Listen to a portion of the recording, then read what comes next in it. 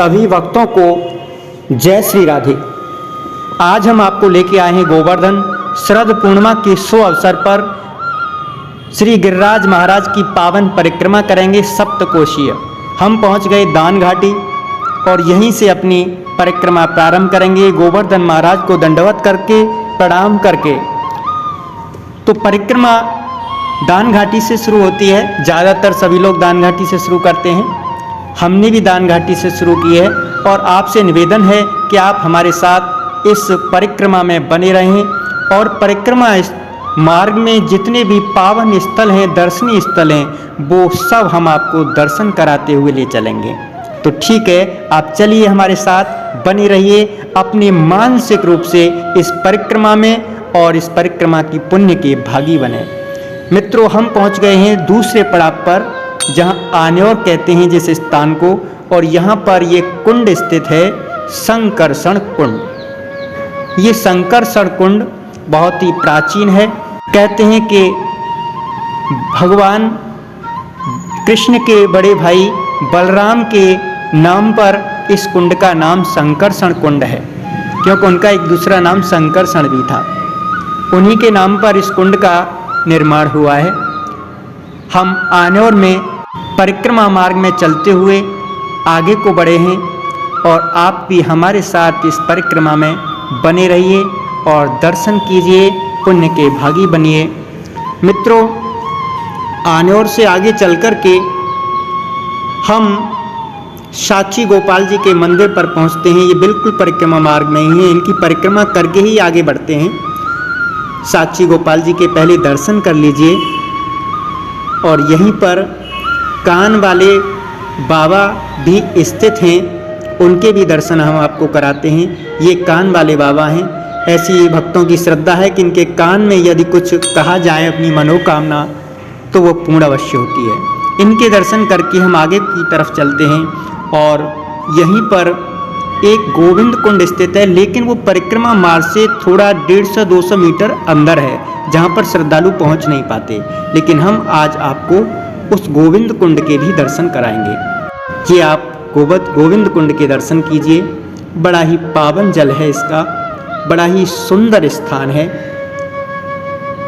कहते हैं कि परिक्रमा मार्ग में ये जो स्थान है, इनका दर्शन करना आवश्यक होता है।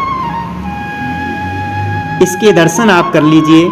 और यहीं पर एक गौशाला भी स्थित है, जहाँ पर सैकड़ों गायों की सेवा होती है और वो सब श्रद्धालुओं के सहयोग से होती है।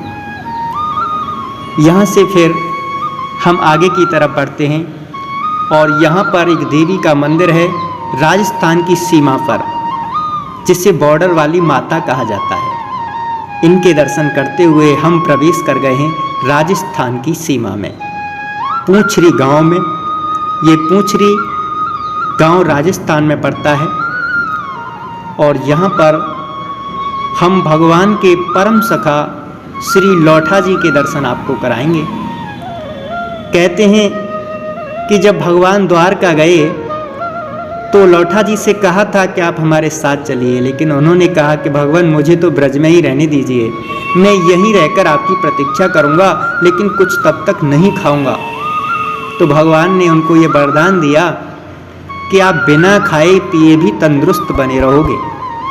तो तब से आज तक यहाँ पर ये स्थित हैं। परिक्रमा मार्ग में सभी श्रद्धालु इनके दर्शन करते हैं। और एक दूसरे भक्त, दूसरे सखा भगवान कृष्ण के थे हर जी, वो भी भगवान कृष्ण के परम सखा थे और उन्हीं के नाम पर यहाँ ये कुंड स्थित है, हर जी कुंड। इसके दर्शन करने के बाद हम पहुँचते हैं जतिपुरा में, जहाँ पर गोवर्धन पर्वत का मुख है। उनके दर्शन मुखारविंद, जिसके दर्शन हम आपको करा रहे हैं। यहाँ पर सभी श्रद्धालु भक्तगण दुग्ध से अभिषेक करते हैं, दूध का भोग लगाते हैं और अपनी मनोकामनाओं के लिए भगवान गिरिराज जी से प्रार्थना करते हैं। मित्रों, जतिपुरा से आगे परिक्रमा मार्ग पर हम चल दिए हैं। इसके बाद में हम पहुँचेंगे अपने गोवर्धन में, जहाँ पर हमारी 4 कोस की परिक्रमा संपूर्ण होगी। यहाँ ही साइड में कच्ची परिक्रमा भी है, कुछ लोग कच्ची मार्ग से परिक्रमा करते हैं, लेकिन वो केवल दिन में ही अलाउड है, रात में नहीं। और पक्की परिक्रमा के द्वारा कुछ लोग करते हैं। हम पहुंच गए हैं गोवर्धन, और गोवर्धन से अब 3 कोस की परिक्रमा शुरू की है राधा कुंड के लिए। और पहला पड़ाव ये पड़ता है चूतर टेका, जहां पर सभी भक्तजन 2 मिनट के लिए विश्राम करते हैं। ऐसा कहा जाता है कि इस स्थान पर कुछ देर विश्राम करके ही आगे की परिक्रमा शुरू की जाती है। तो यहाँ पर कुछ देर विश्राम किया, 2 मिनट 5 मिनट, और उसके बाद पुनः अपनी परिक्रमा प्रारंभ करते हैं। और भगवान हनुमान जी, पंचमुखी हनुमान जी के दर्शन आपको इसी परिक्रमा मार्ग पर हो जाएंगे। और यहीं पास में स्थित है नंद बाबा का मंदिर, उनके भी दर्शन आप कीजिए। और इनके दर्शन के बाद हम थोड़ा आगे पहुंचेंगे, और उसके बाद में हम राधा कुंड में पहुंचेंगे। राधा कुंड में जाकर के आपको राधा कुंड और श्याम कुंड के दर्शन कराएंगे। मित्रों, ये खाटू श्याम जी मंदिर है। खाटू श्याम जी के दर्शन भी आप कीजिए। और यहाँ से अगर आगे जाकर के श्री उद्धव जी महाराज का मंदिर पड़ेगा, और वहीं पर एक उद्धव कुंड भी है। बड़ा ही सुंदर और मनोहर ये कुंड है उद्धव जी का।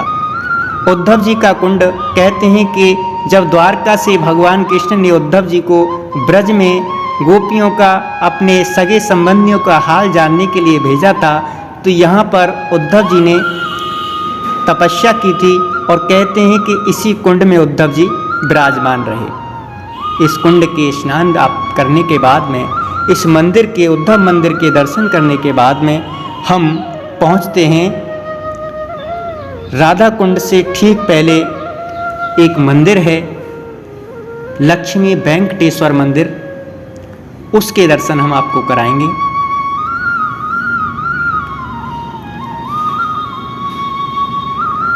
लेकिन उससे पहले ये विट्ठल नामदेव जी का मंदिर है, जो परिक्रमा मार्ग में स्थित है। इनके दर्शन करते हुए हम अपनी यात्रा को आगे ले चलते हैं। भक्तजन श्री गिरिराज महाराज के जयकारे लगाते हुए परिक्रमा में बड़े आनंद मगन होकर के आगे बढ़ते चले जाते हैं।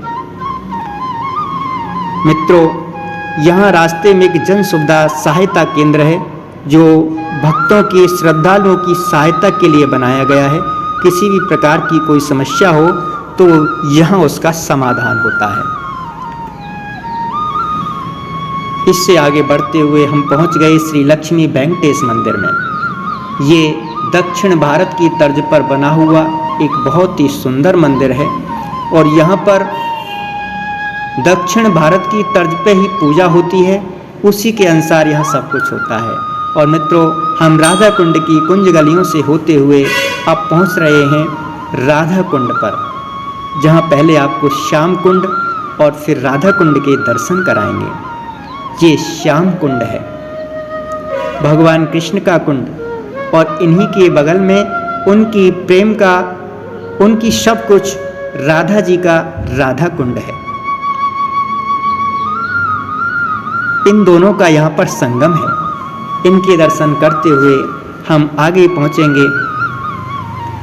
ये आप राधा कुंड के दर्शन कर रहे हैं, और यहाँ से आगे पहुँच जाते हैं हम कुसुम सरोवर पे। ये कुसुम सरोवर बड़ा ही भव्य और बड़ा ही सुंदर रमणीक स्थान है। बहुत बड़ा सरोवर है, और सुबह सुबह प्रातः ही आप देख रहे हैं कि यहाँ पर विदेशी श्रद्धालु भक्त उस पार बैठे हुए अंग्रेजी में कुछ अपनी प्रार्थना करते हैं, सत्संग करते हैं।